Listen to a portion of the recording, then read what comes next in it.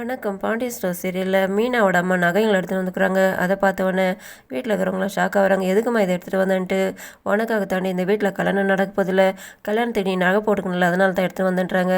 வேணாம்மா அதை எடுத்துகிட்டு போயிடுது, அப்பாவுக்கு தெரியுமான்னு கேட்குறாங்க. அப்பாவுக்கு தெரியாது, அதை நான் பார்த்துக்கிறேன். கல்யாண நேரத்தில் நீ நகை இல்லாமல் இருந்தாக்கா நல்லாவா இருக்கும், அதனால் இந்த நகையை வச்சுக்கொண்டுறாங்க.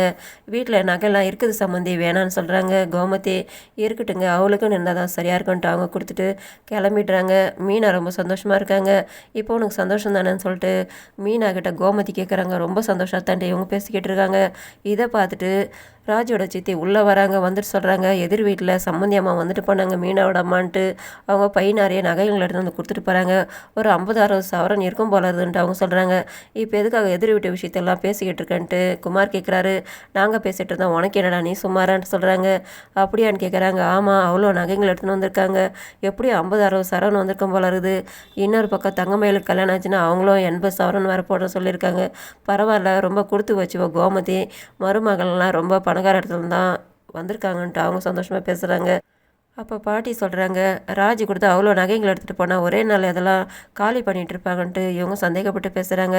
அந்த நேரத்தில் பழனி வந்து உட்காராரு. பழனிக்கிட்ட கேட்குறாங்க, ஏன்டா ராஜி அவ்வளோ பணமாக நகைகள் எடுத்துகிட்டு போனால் அது எப்படி ஒரே நாளில் செலவு பண்ணிகிட்டு இருப்பா, அந்த அளவுக்கு செலவாகிட்டு இருக்குன்னு கேட்கும்போது, மாப்பிள்ளை அந்த மாதிரிலாம் பண்ண மாட்டான், அவன் அடுத்தவங்களோட பொருளுக்கு ஆசைப்பட மாட்டான், அவன் 500-1000 செலவு பண்ணுறதுனால ரொம்ப பார்த்து பார்த்தா செலவு பண்ணுவேன், அவன் அந்த மாதிரிலாம் பண்ணியிருக்க மாட்டான். ஆனால் எனக்கும் சந்தேகம் இருக்குது, அதில் ஏதோ குழப்பம் நடந்திருக்குது, என்னன்னு தான் தெரியல. ஒன்று ராஜி தான் அந்த நகைகள்லாம் இழந்துட்டு அதை காப்பாற்றுறதுக்காக இவன் மேலே பழி போட்டுக்கிட்டானோ என்னவோன்ட்டு எனக்கு சந்தேகமாக இருக்குதுன்ட்டு இவங்க 4 பேருமே சந்தேகப்படுறாங்க. இன்னும் உண்மை எதுவும் தெரியாமல் இவங்க குழப்பத்தோட பேசிக்கிட்டு இருக்காங்க. மீனை நகைங்களாம் உள்ளே எடுத்துகிட்டு வந்துட்டு சந்தோஷமாக எடுத்து அவங்க மாமியார்கிட்ட ராஜிக்கிட்ட காட்டிகிட்டு இருக்கும்போது, எடுத்துன்னு போய் உள்ளே போய் பத்திரமா வையே, எவ்வளோ நேரமாக தான் வச்சுட்ருப்பேன் சொல்கிறாங்க. அவர் வரட்ட நான் காட்டிட்டு உள்ளே எடுத்துன்னு போய் வைக்கிறேன்ட்டு. அப்போ செந்தில் வராரு. செந்தில்கிட்ட காட்டுறாங்க, எங்கள் அம்மா எடுத்துன்னு வந்து கொடுத்தாங்கன்ட்டு. அதை கேட்டு அவர் ஆச்சரியப்படுறாரு, இவ்வளோ நகைங்களான்ட்டு. ஆமாங்க, எனக்கு கொடுக்க வேண்டியதை எடுத்து வந்து கொடுத்துருக்காங்கன்ட்டு. அது எப்படி தான் எடுத்து வந்து கொடுத்தாங்களோ தெரியலன்ட்டு இவங்க ஆச்சரியமாக சொல்கிற மாதிரி சொல்கிறாங்க. அது காரணம் நான் தாண்டி மறந்துட்டியான்ட்டு கோமதி கேட்குறாங்க. ஆமாத்த, நான் சும்மா தான் கலாச்சேன்ட்டு. இதுக்கு மேலே எனக்கு ரொம்ப சந்தோஷமாக இருக்குங்கன்ட்டு இவங்க செந்தில் கட்டி பிடிச்சிக்கிறாங்க. என்ன நாங்கள் இருக்கும்போது இப்படி பண்ணுறீங்களான்ட்டு அவங்க 2 பேரும் வக்கவட்டு உள்ளே போய்ட்றாங்க.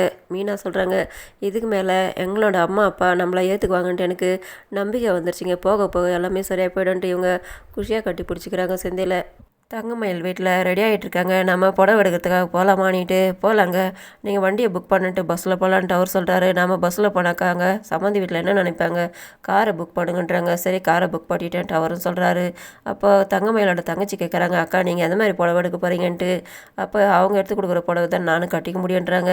எதுக்காக அவங்க எடுத்து கொடுக்குற புடவை நீ கட்டிக்கணும், உனக்கு எந்த மாதிரி வேலையில் எவ்வளோ வேலையாக இருந்தாலும் பரவாயில்ல, நம்ம கெத்தாக இருக்கணும், அந்த இடத்துல விட்டு கொடுக்கக்கூடாது. இப்போவே இறங்கி போயிட்டோம்னாக்கா அப்புறம் ஏறி மேய்ப்பாங்க. அதனால் நாம் உனக்கு என்ன வேலை பிடிக்குதோ அந்த வேலையில் எவ்வளோ வேலையாக இருந்தாலும் அந்த மாதிரி புடவை எடுத்துக்க, பிடிச்சி புடவையாக எடு.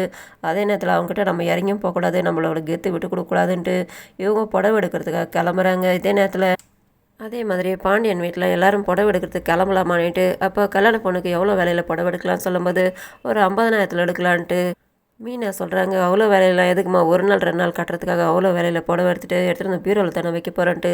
சரிங்க, ஒரு 25,000 எடுக்கலான்ட்டு கோமதி சொல்கிறாங்க.